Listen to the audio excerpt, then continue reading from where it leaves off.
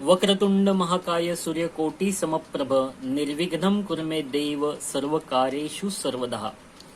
विद्येची आराध्य देवता श्री गणेश आणि माता सरस्वतीला वंदन करून आपण आपल्या आजच्या अभ्यासाला सुरुवात करणार आहोत. विद्यार्थी मित्रांनो, आपण आधीच्या व्हिडिओमध्ये सर्ड्स म्हणजे काय हे समजून घेतलं आणि सर्ड्सचे कंपॅरिझन कसे करायचे हे सुद्धा समजून घेतलं. आता दुसऱ्या व्हिडिओमध्ये आपल्याला समजून घ्यायचे आहे operations on like surd. Like surd वरती काय क्रिया केली जाते ते आपल्याला समजून घ्यायचं आहे. Mathematical operations like addition, subtraction, multiplication and division can be done on like surd. Like surd वरती सर्व प्रकारच्या क्रिया केल्या जाऊ शकतात. ॲडिशन म्हणजे प्लस, सबस्ट्रॅक्शन म्हणजे मायनस, मल्टिप्लिकेशन म्हणजे इंटू आणि डिवायडेशन म्हणजे आपण त्याला भागाकार. मग या चारही क्रिया आपल्याला लाईक सर्ड्स वरती करता येतात आणि त्या कशा करायच्या हे आता आपण शिकणार आहोत. For example, simplify 7√3 plus 29√3 is equal to 7√3 plus 29√3 is equal to 7 plus 29√3 is equal to 36√3. म्हणजेच दोन जर का लाईक सर्ड्स असतील आणि त्याच्या बाहेर जर का नंबर्स असतील तर बाहेर असणाऱ्या नंबरमध्ये आपण प्लस मायनस जे काही असेल ते करू शकतो. म्हणून इथे 7 प्लस 29 केलेलं आहे आणि सर्ड्स एकदाच लिहिलेला आहे. सर्ड जरी √3 दोन वेळा असला तरी तो एकदाच लिहायचा आहे आणि बाहेर असलेल्या संख्यांची बेरीज वजाबाकी जे काही सांगितलं असेल ते करायचं आहे. मग इथे आपल्याला बेरीज आहे, प्लस आहे, म्हणून 7 प्लस 29, 7 प्लस 29 याचं उत्तर आलेलं आहे 36. आणि सर्ड ती लाईक सर्ड असल्यामुळे ते आपण एकदाच लिहिलेले आहेत. त्याचप्रमाणे सेकंड एक्झाम्पल आहे 7√3 मायनस 29√3. आधीच्या याच्यामध्ये आपण प्लस केलं होतं, इथे आपण मायनस करतोय. मग 7 minus 29 is equal to minus 22. 7 मधून आपण जेव्हा 29 मायनस करतो तेव्हा उत्तर 22 येतं. 29चा जो हे आहे मायनस आहे, सिम्बॉल मायनस आहे, म्हणून येणाऱ्या उत्तराला पण आपण मायनस चिन्ह दिलं. आणि √3 हे लाईक सर्ड्स आहेत म्हणून ते एकदाच लिहिले. या दोन उदाहरणातून आपल्या लक्षात येईल की जेव्हा सर्ड्स लाईक असतात, एक समान असतात, त्यावेळेला सर्डच्या बाहेर असणाऱ्या संख्यांमध्ये आपण प्लस किंवा मायनस करू शकतो. त्याचप्रमाणे तिसरं उदाहरण समजून घ्या. त्याच्यामध्ये 13√8 प्लस 1/2√8 मायनस 5/5√8 अशी आपल्याला एक्झाम्पल दिलेलं आहे. तर इथे आपल्याला 13, 1.2 आणि -5 हे सगळे एकत्र घेता येतात आणि लाईक सर्ड असल्यामुळे √8 हे आपल्याला एकदाच लिहायचे आहेत. मग जेव्हा आपण 13 प्लस 1/2 -5 करतो तेव्हा त्याचं उत्तर 17/2 येतं. 17/2 √8 इज इक्वल टू 17/2 √8 आहेत ते पण 4×2 करता येतात. मग 4×2 करता येतात ह्याचाच अर्थ आपल्याला हे 4 सुद्धा बाहेर काढता येतील 2च्या रूपाने. म्हणून 17/2 × 2 √2. आता हे 2 आणि हे 2 इथून निघून गेले तर फायनल आन्सर येणार आहे 17√2. तर आता हे सगळं जे आहे हे आपल्याला प्रॅक्टिकली सोडून बघितल्यानंतरच लक्षात येतं, कारण इथे न्यूमरेटर आणि डेनोमीटर आहे. मग जेव्हा डेनोमीटर सारखे नसतात तेव्हा आपल्याला पहिल्यांदा ते सारखे करून घ्यावे लागतात. त्याच्यासाठी एक प्रक्रिया आहे, ती पूर्ण केल्यानंतर आपल्याला गणितं येतात. मग हे सगळं जे आहे ते आता इथे आपल्याला फक्त समजून घ्यायचं आहे. प्रॅक्टिकली आपण ते नंतर प्रॅक्टिस सेटमध्ये सोडवून बघणार आहोत. त्याचप्रमाणे एक्झाम्पल नंबर 4 आहे सिम्प्लिफाय. आता चौथ्या एक्झाम्पलमध्ये आपल्याला समजून घ्यायचं आहे 8√5 प्लस √20 मायनस √125. बघा इथे आपल्याला लाईक सर्ड डायरेक्ट दिलेले नाही आहेत तर वेगवेगळे सर्ड्स दिलेले आहेत. पण तेच जर का आपण फॅक्टर्स पाडले तर फॅक्टर पाडल्यानंतर कदाचित ते कॉमन होऊ शकतात. तर बघा 8√5 तसेच आहेत. 20चे आपण फॅक्टर पाडले 4×5. तसंच 125चे पण फॅक्टर पाडले 25×5. मग हे आपण फॅक्टर पाडल्यामुळे 4 हा 2चा स्क्वेअर आहे म्हणून 2 ही संख्या बाहेर आलेली आहे. त्याचप्रमाणे 25 हे 5चा स्क्वेअर आहे म्हणून 5 बाहेर आलेला आहे. म्हणून आता इथे आपल्याला संख्या मिळाला 8√5 प्लस 2√5 मायनस 5√5. तर आता हे 5 हे कॉमन झालेले आहेत, म्हणजे √5 हे कॉमन झाले म्हणजेच ते लाईक सर्ड आहेत. म्हणून त्याच्या बाहेर असणाऱ्या संख्यांची आपण बेरीज किंवा वजाबाकी प्लस मायनस करू शकतो. मग 8 + 2 - 5 √5 is equal to 8 + 2 10 10 - 5 is equal to 5 म्हणून 5√5. तर हे आपल्याला लक्षात घ्यायचं आहे की जरी आपल्याला देताना गणित वेगवेगळ्या संख्यांचं दिलं असलं तरी त्याचे फॅक्टर्स पडतात का ते आपल्याला बघायचं आहे. जर का आपल्याला त्याचे फॅक्टर्स पाडता आले तर ते फॅक्टर्स पाडायचे आणि त्याच्यातून सड्स आहेत ते आपल्याला लाईक सड तयार करायचे आणि लाईक सड झाल्यानंतर बाहेर असणाऱ्या संख्यांची आपण बेरीज किंवा वजाबाकी ज्या काही क्रिया आहेत त्या पूर्ण करून त्याला सिम्प्लिफाय करायचं आहे. आता आपण समजून घेऊया मल्टिप्लिकेशन ऑफ सड्स, सड्सचा गुणाकार. बघा एक्झाम्पल 5 मध्ये आपल्याला मल्टिप्लिकेशन दिलेलं आहे √7 × √42. आता √7 आणि √42चं जेव्हा आपण मल्टिप्लिकेशन करतो तेव्हा आपण √7 × √42 डायरेक्ट करायचं आहे. आता 42 आहे त्याचे जर का आपण फॅक्टर पाडले तर पुन्हा 42 7 6 42 म्हणजे ऑलरेडी एक √7 आहे आणि 42चे फॅक्टर पाडले तर ते 7 × 6 झाले. म्हणजे 7 7 जेव्हा कॉमन येतात तेव्हा त्यातला एक 7 आपण बाहेर काढला आणि 6 ला रूट मध्ये ठेवलं तर इथे आपल्याला सिम्प्लिफाय उत्तर आलं 7√6 and 7√6 is an irrational number. तर हे आपल्याला नीट समजून घ्यायचं आहे. जरी देताना आपल्याला दोन वेगवेगळ्या संख्या दिलेल्या असल्या तरी त्याचे फॅक्टर्स पाडल्यानंतर आपण त्यातली कॉमन जी संख्या असते ती आपण बाहेर काढू शकतो आणि मग त्याला सिम्प्लिफाय करता येतं. HCF आणि LCM ची गणितं सोडवताना जसे आपण फॅक्टर्स पाडतो त्याच पद्धतीने आपल्याला इथे दिलेल्या संख्यांचे फॅक्टर्स पाडायचे आहेत. कॉमन संख्या जर का आल्या म्हणजे 7 आणि 7 ही कॉमन आहे तर त्यातली एक संख्या आपल्याला बाहेर काढता येते आणि अनकॉमन संख्या असतात त्यांना आपल्याला रूट मध्ये ठेवता येतं. म्हणून आपल्याला फॅक्टर्स प्रॉपर पाडता आले तर ही गणितं आपण इझिली सोडवू शकतो. आता इथे आपल्याला 6th एक्झाम्पल आहे डिवाइड द सड्स √125 डिवायडेड बाय √5. आता इथे 125 चे जर का आपण हे केले फॅक्टर्स पाडले तर 25 × 5 असे त्याचे फॅक्टर्स पडतील. मग 25 × 5 फॅक्टर पडले तर 5 5 निघून जातील आणि मग √5 फक्त शिल्लक राहील आणि √5 इज इक्वल टू 5 कारण √5चा स्क्वेअर रूट जो आहे तो 5 आहे आणि 5 हा रॅशनल नंबर आहे.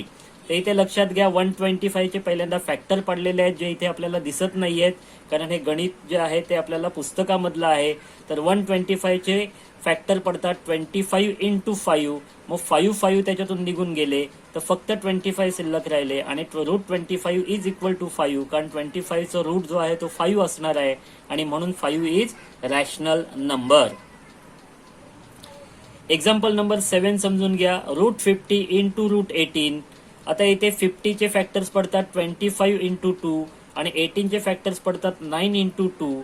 25 हा 5 चा स्क्वेअर आहे आणि 9 हा 3 चा स्क्वेअर आहे म्हणून 5 आणि 3 आपण बाहेर काढल्यानंतर √2 हे कॉमन किंवा लाईक सड्स आपल्याला आतमध्ये राहिलेले आहेत आणि हे दोन जेव्हा एकत्र येतात तेव्हा पुन्हा दोन बाहेर निघाले म्हणजे √2 × √2 इज इक्वल टू 2.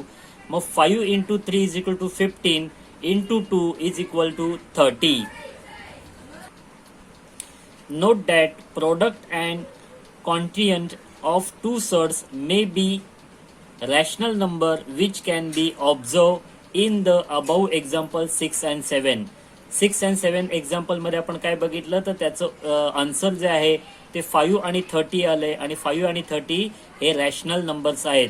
म्हणजेच इरॅशनल नंबरचा गुणाकार भागाकार बेरीज आणि वजाबाकी आपण करतो तेव्हा गुणाकार आणि भागाकारामध्ये येणारी उत्तरे ही रॅशनल नंबर किंवा इरॅशनल नंबर असू शकतात.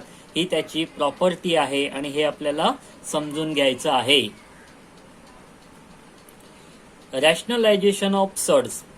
If the product of two surds is a rational number each surd is called a rationalizing factor of the other surd.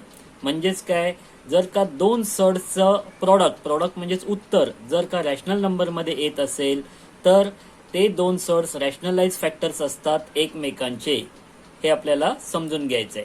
Example 1 आपण बघूया. If surd √2 is multiple by √2 we get √2 × 2 is equal to √4 and √4 is equal to 2 is a rational number.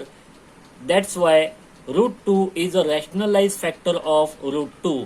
म्हणजेच route 2 ला जर का आपण route 2 ने गुणलं तर route 4 ही संख्या येते आणि 4 ही 2 चा स्क्वेअर असल्यामुळे जेव्हा आपण 4 ला रूट मधून बाहेर काढतो तेव्हा आपल्याला उत्तर 2 मिळतं. आणि 2 हा रॅशनल नंबर असल्यामुळे दिलेल्या नियमाप्रमाणे रॅशनल नंबर मध्ये जर का त्याचं फायनल उत्तर येत असेल तर अशा वेळेला आपण म्हणू शकतो की रूट 2 ही रॅशनलायझिंग फॅक्टर आहे रूट 2 चे. तर हे आपल्याला समजून घ्यायचं आहे. त्याचप्रमाणे example number 2, root 2 into root 8. Root 2 into root 8 is equal to 8 2 जा 16. Route 16 is equal to 4. 16 हे 4 चा स्क्वेअर रूट आहे, म्हणजे 4 ही 16 चा स्क्वेअर रूट आहे. 4 ही रॅशनल नंबर आहे. याचा अर्थ root 2 is the rationalising factor of root 8. हे आपल्याला समजायचं आहे. Similarly 8 root 2 is also a rationalized factor of root 2 because root 2 into 8 root 2 is equal to 8 root 2 into root 2 is equal to 8 into 2 is equal to 16. बघा, route 2 आणि route 2 जेव्हा दोन वेळा आपण गुणतो तेव्हा 2 बाहेर येतात, म्हणून 8 आणि 2 केल्यानंतर त्याचं उत्तर 16 येतं. मग 16 ही रॅशनल नंबर आहे आणि म्हणून आपल्याला सांगता येतं की हे रॅशनलाइज फॅक्टर्स आहेत. याचा अर्थ थोडक्यात समजून घ्यायचं आहे की दोन इरॅशनल नंबर्स असतील किंवा दोन रॅशनल नंबर असतील, त्यांचं फायनल प्रोडक्ट म्हणजे शेवटचं उत्तर जर का रॅशनल नंबर मध्ये येत असेल तर त्याला आपण रॅशनलायझिंग फॅक्टर्स असं म्हणतो. Root 6, root 16, root 50 are the rationalising factor of root 2. हे सगळे जे आहेत ते 2 चे रॅशनलाइज फॅक्टर्स आहेत. आता हे सगळं आपण स्वतंत्र वेगळे फॅक्टर्स पाडल्यानंतर आपल्या लक्षात येतं आणि त्याच्यावरून आपल्याला ते ठरवायचं आहे. रिमेंबर दिस, नेहमी लक्षात ठेवा, rationalise factor of a given surd is not unique.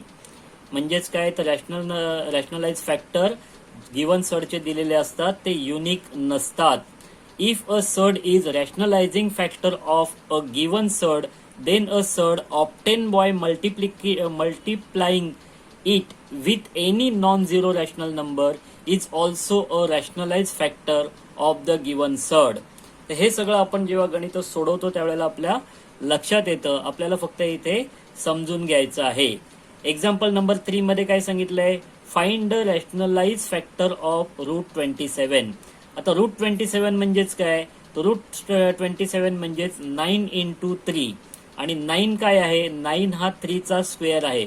म्हणून जेव्हा आपण 9 ला बाहेर काढतो तेव्हा 3 आपण बाहेर लिहू शकतो आणि 3 रूट 3 ही संख्या आपल्याला मिळते. म्हणून 3 root 3 into 3 is equal to 3 into 3 is equal to 9. आता रूट 3 ला पुन्हा आपण रूट 3 ने जर का गुणलं तर ते 3 बाहेर येतात. दोन वेळा जेव्हा रूटच्या संख्यांना आपण गुणतो तेव्हा संख्या बाहेर येते.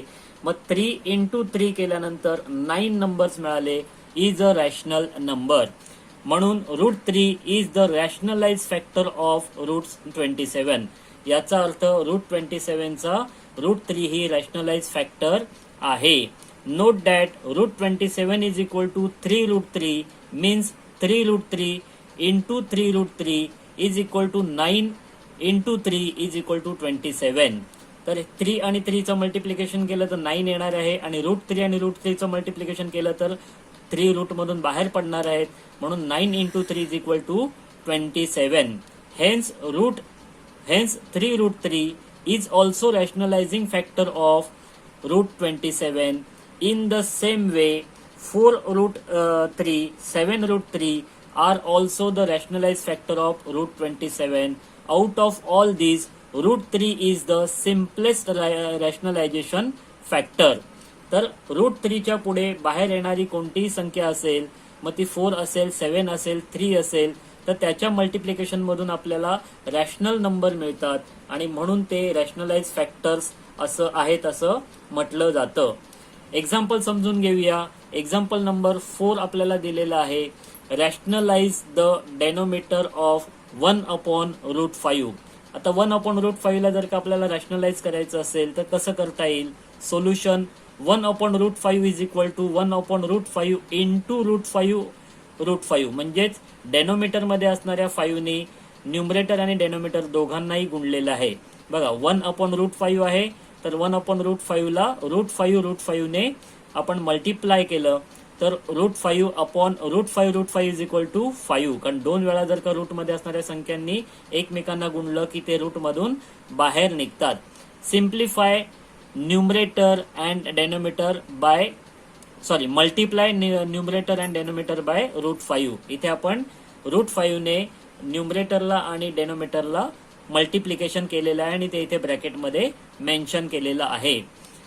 Example number 5, rationalize the denominator of 3 to √7. आता ह्या पद्धतीने जर का आपल्याला रॅशनल नंबरला जर का डेनोमिटर नील करायचे असतील तर आपल्याला डेनोमिटरने न्यूमरेटर आणि डेनोमिटरला गुणायचं असतं. तर सोल्युशन बघा, 3/2√7 is equal to 3/2√7 into √7 upon √7. म्हणजेच √7 ने न्यूमरेटर आणि डेनोमिटर दोघांना सुद्धा गुणलेलं आहे. मग आता इथे 3√7 हे तसेच राहिले, बाहेरचे 2 आहेत ते तसेच राहिले आणि √7 आणि √7 झाल्यामुळे 7 जे आहेत ते रूट मधून बाहेर आलेले आहेत. मग आता इथे 3√7 हे न्यूमरेटर आहे आणि 2 इंटू 7 इज इक्वल टू 14 हे डेनोमिटर मध्ये आलेले आहेत. मग कुठून तरी आपण डेनोमिटरला रॅशनलाइज केलं, इथे पण आपण डेनोमिटरला रॅशनलाइज केलं 5 आणि इथे आपण डेनोमिटरला रॅशनलाइज केलं 14. मग multiple √2√7 by √7 is sufficient to rationalise. इथे आपल्याला फक्त √7 ने जरी दोन्ही न्यूमरेटर आणि डेनोमिटरला मल्टिपल केलं तरी सुद्धा आपल्याला डेनोमिटरला रॅशनलाइज करता येतं. मग इथे आपल्याला काय समजून घ्यायचं आहे की डेनोमिटर जर का इरॅशनल नंबर असेल तर त्याला रॅशनलाइज करण्यासाठी डेनोमिटरनीच न्यूमरेटर आणि डेनोमिटरला मल्टिप्लाय करायचं आहे. इथपर्यंत आपल्याला नीट समजून घ्यायचं आहे. Remember this, we can make use of rationalizing factor to rationalize the denominators. म्हणजे डेनोमिटरला रॅशनलाइज करण्यासाठी रॅशनलाइझिंग फॅक्टरचा उपयोग करता येतो. It is easy to use the number with rational denominators, that is why we rationalize it. इथे काय म्हटलेलं आहे की रॅशनलाइज डेनोमिटर जे आहेत ते इझी असतात वापरण्यासाठी आणि म्हणून आपण त्याला रॅशनलाइज करून घेतो. तर इथे डेनोमिटर रॅशनलाइज करण्यासाठी काय करायचं आहे ते आपण आधीच्या एक्झाम्पलमध्ये व्यवस्थित बघितलेलं आहे. आता आपल्याला प्रॅक्टिस सेट 2.3 हा प्रॅक्टिकली सोडवायचा आहे. मग आतापर्यंत आपण जे काही एक्झाम्पल्स बघितले, जे काही एक्सप्लेनेशन बघितलं त्याचा आधार घेऊन आपण प्रॅक्टिस सेट 2.3 प्रॅक्टिकली सोडवणार आहोत. पुढच्या व्हिडिओमध्ये मी तुम्हाला प्रॅक्टिस सेट 2.3 प्रॅक्टिकली सोडून दाखवणार आहे. तर हा व्हिडिओ आपण इथेच थांबवणार आहोत आणि तो तुम्हाला नीट समजून घ्यायचा आहे. एक्सप्लेनेशन आणि एक्झाम्पल्स थोडे जरी आपण व्यवस्थित समजून घेतले तरी पण आपल्याला प्रॅक्टिस सेट सोडवताना त्याची मदत होते. तर तुमचे खूप खूप धन्यवाद आणि बेस्ट ऑफ लक.